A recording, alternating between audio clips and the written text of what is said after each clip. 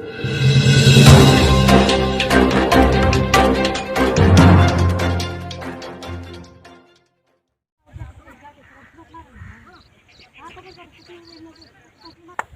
News channel से मैं रामनिवास यादव। जबकि मैं इस समय उत्तर प्रदेश जिला गोरखपुर विकासखंड बड़हलगंज के अंतर्गत ग्राम सभा बगहा में उपस्थित हूं। जबकि यहां मां सरयू जी का धारा दिखाना चाहेंगे, इधर बह रहा है और कई दिनों से यहां नदी का कटान, कृषि भूमि योग्य जो थी वह कटान चल रही थी। यहां कुछ ग्रामीण उपस्थित हैं, इनसे वार्तालाप करेंगे और इस संदर्भ में जानकारियां ली जाएगी कि कटान कितने दिनों से चल रही है। चाचा आपका नाम?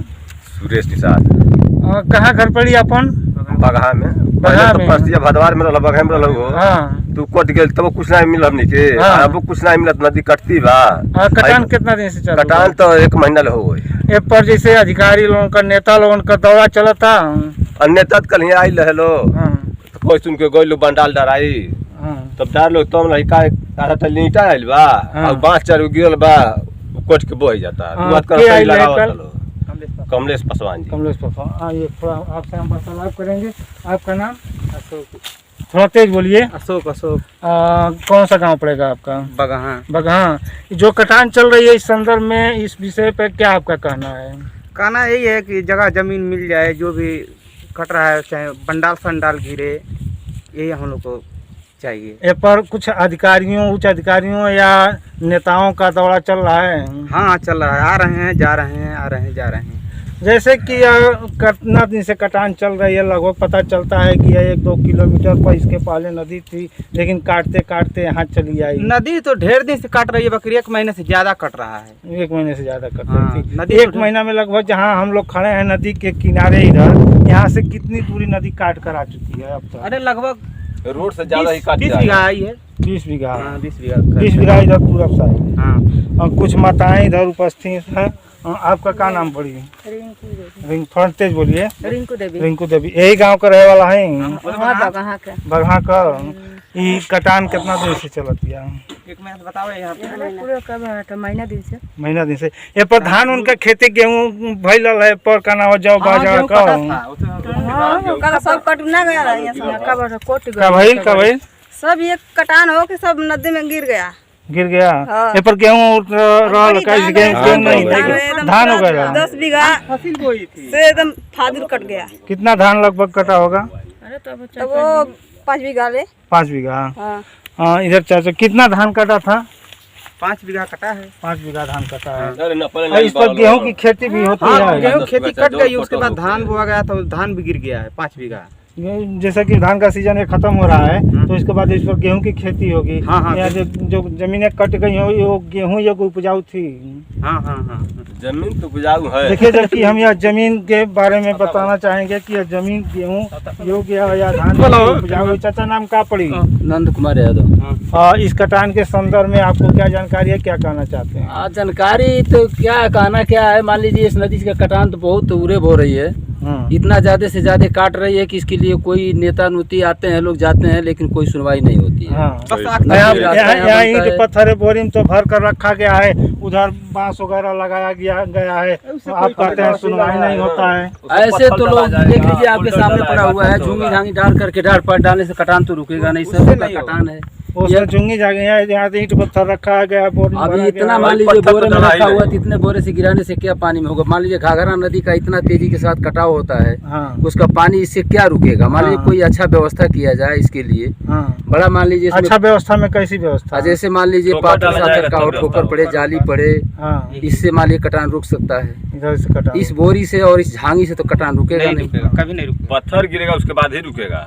क्या कहना चाहते हैं? पत्थर गिर कर ठोकर मराएगा तब कटान रुक सकता है, उससे नहीं रुकेगा। ठोकर आगे लगेगा ना, जैसे रोड बनता है उसी तरह लाइन लाइन से 5-6 ठोकर डाला जाएगा तभी होगा। दिया जाए, जैसे मान लीजिए चलिए एक मूसा डोई में दिया गया, एक इसके बीच में डाल दिया गया, और इधर जहाँ कटान इस समय कट रहा है, पूरा पर्याप्त हो रहा है, यहाँ डाला जाए तो कटान रुक सकता है।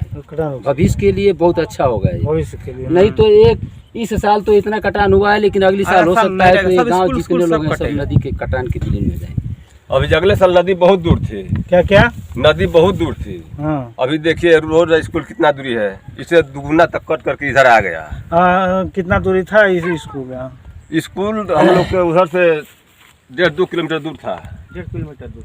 लेकिन अभी नजदीक आ गया इतना। काटते आ गए। जबकि हम बताना चाहेंगे कि यहाँ से प्राथमिक विद्यालय बगहा की दूरी लगभग 100 से 150 मीटर की दूरी बची हुई है। अगर कटान या नहीं रुकती है तो स्कूल भी इस नदी के धारा में विलीन हो जाएगा और यहाँ जो बच्चे आकर पढ़ते होंगे, जो प्राथमिक विद्यालय में 1 से 5 तक, उनकी पढ़ाई बाधित हो जाएगी, वो अब पढ़ नहीं पाएंगे।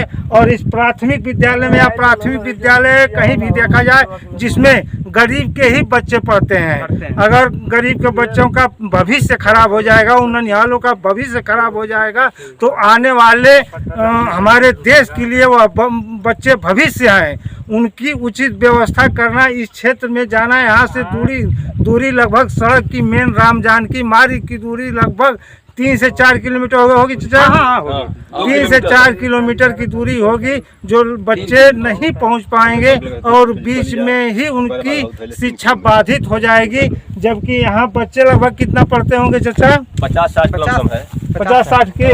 जबकि यहाँ के ग्रामीणों का कहना है कि इस विद्यालय में, इस प्राथमिक विद्यालय में 50 से 60 बच्चे पढ़ते हैं। उन बच्चों का भविष्य खराब हो सकता है। जैसे यहाँ जो 3-4 टोले अगल बगल के बसे हुए हैं, यह लोग कहीं और जमीन है बसने उसने योग्य कि बस इनका यही आवास, बस यही आवास कि कहीं से कट करा के नहीं और कहाँ कट गया। देखिए ऐसा है कि कटे हुए लोग हैं, जितने लोग आगे नदी जब यहाँ कट जाएगा कोई व्यवस्था नहीं होगा तो आगे कट जाएंगे। बहुत भारी गाँव था, कट गया। काट दिया तो लोग आकर के इस रोड पर शरण लिए हैं। कम से कम 30-40 घर है रोड पे शरण लिए हैं। इसमें कोई सुनवाई नहीं है, तो नेता लोग आते हैं जाते हैं, बस आते हैं, लेकिन कोई सुनवाई नहीं होती है। जबकि इसका पेपर रीडर मैसेंजर और अन्य पेपरों में प्रकाशित हुआ, जिसको देखते हुए गोला एसडीएम तहसीलदार का दौरा हुआ। जबकि कल यहाँ बांसगांव संसदीय क्षेत्र के सांसद कमलेश पासवान जी का भी दौरा हुआ था।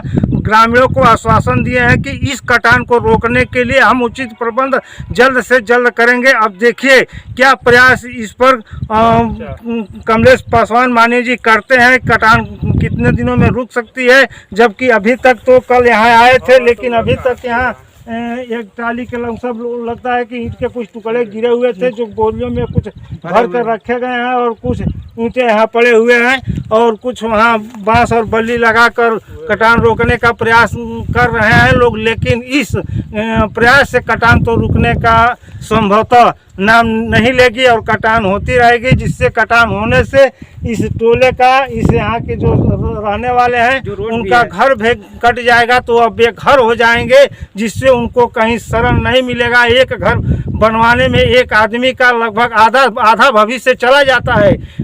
यह गरीब परिवार गांव में लगभग निवास करते हैं, जो अपने कृषि योग्य भूमि पर कृषि करके अपनी किसी प्रकार की जीविका चलाते हैं, जिससे उनकी भोजन चल सके और शिक्षा चल सके। एक बात और बताइए चाचा जी, आप लोगों का को जैसे कि यहाँ आयुष्मान कार्ड पूरे उत्तर प्रदेश में बनाया जा रहा है, उसमें आप लोग अपना आयुष्मान कार्ड बनवाए कि नहीं, कि अभी उसके पात्र नहीं है? जैसे कि राशन कार्ड में जिनका नाम 6 लोगों से ऊपर रहेगा उनका आयुष्मान कार्ड बनेगा, इस पर आपका क्या कहना है?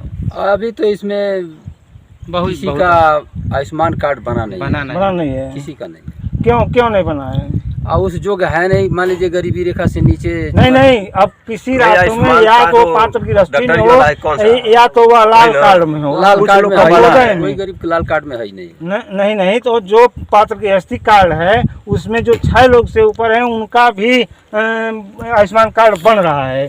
तो अभी आप लोगों को जानकारी नहीं है क्या? नहीं बना, जानकारी तो है लेकिन बना नहीं है। नहीं तो आप लोग जाकर आयुष्मान कार्ड अपने पंचायत भवन पे या प्राथमिक स्वास्थ्य केंद्र पर, जो भी नज़दीकी प्राथमिक स्वास्थ्य केंद्र हैं या जनसेवा केंद्र, शायद जनसेवा केंद्र पर भी बन रहे हैं, आप लोग जाकर अपना आयुष्मान कार्ड बनवा लीजिए।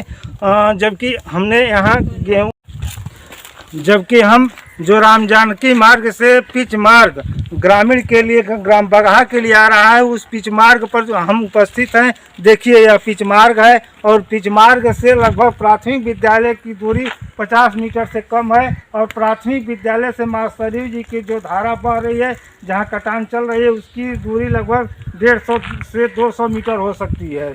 और यहाँ जो लोग आकर बसे हुए हैं, पहले कहीं और इनका घर था, कट कर आकर बसे हुए हैं और इनका अस्थायी रूप से शायद जमीन नहीं है, इसलिए इस रोड के पटरी पर अपना झोपड़ी और छोटे छोटे घर और सरकार से मिलने वाले सामुदायिक शौचालय के तहत जो 12,000 रुपया में छोटे छोटे शौचालय मिल रहे हैं, उसकी सुविधा तो इस ग्राम सभा में दी गई है।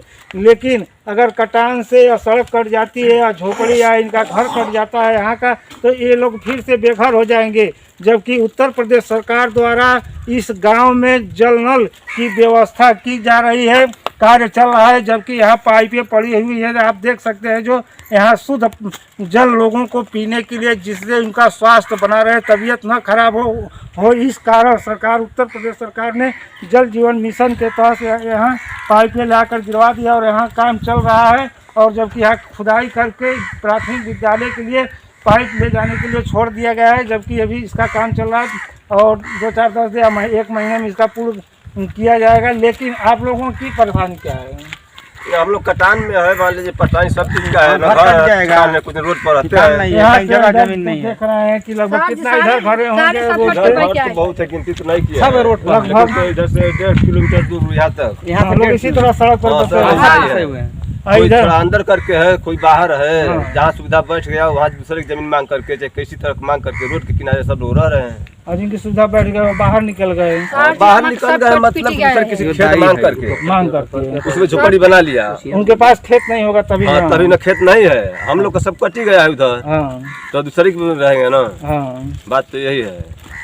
और पक्की मकान भी बना नहीं देंगे लोग। सब कट गया, घर दीवार हम हाँ। तो दूसरे रोड पर आके बसा नहीं जो रोड जाए। पे अभी भी कट जाए तो अभी भी हमका बेतमाम हो जाएगी। कहाँ और तो जाएंगे? हमको जमीन कहीं है कि नहीं नहीं, सर, कहीं नहीं कहीं था। जमीन नहीं है, मेरे पास नहीं है, कहीं कोई कहीं जमीन नहीं है, जमीन नहीं है। सही बोल रहे हैं हाँ आप? सही बोल रहे हैं सर जी, हम सही बोल रहे हाँ हैं। सही बोल रहे हैं सर जी। देखिए यह उम्र इनकी लगभग 70 साल होगी, जो माता जी हैं इनके पास कह रहे हैं कि कोई मेरे पास ज़मीन नहीं है, जिस कारण हम लोग रोड पर आकर बसे हुए हैं। अगर रोड की पटरी कट जाएगी या सड़क कट जाएगी तो हम लोग बेघर हो जाएंगे, जबकि राम जानकी मार्ग मेन मार्ग है, उस पर बसना मुश्किल है। यह लोग ऊंचाई देकर थोड़ा बाढ़ आती होगी, नीचे पानी होता होगा, इसलिए लोग अपना जो भी भूसा वगैरह वो पशुओं को चारा रखने की व्यवस्था करना है। देखिए छोटे छोटे अपना व्यवस्था करके रखे हुए हैं, बनाए हुए हैं, इस तरह से अपना जीवन यापन ये लोग करते हैं। सरकार, उत्तर प्रदेश सरकार या जो भी यहाँ के प्रधान निर्वाचित हुए हैं, इन लोगों को सरकारी जमीन जो भी ग्राम सभा में हो उस जमीन पर बसाने का कार्य करें। और मैं राजस्व विभाग से अपने चैनल के माध्यम से विनम्र निवेदन करना चाहता हूं कि इन गरीब लोगों को, निसहाय लोगों को जिनके पास ज़मीन नहीं है, उनको सरकारी बसने के लिए, कम से कम उनको घर बनाने के लिए, उनको आवास बनाने के लिए ज़मीन उपलब्ध कराई जाए, ताकि यह लोग अस्थायी रूप से कहीं इसी ग्राम सभा में जाकर बस सके। मैं राम निवास यादव हूँ।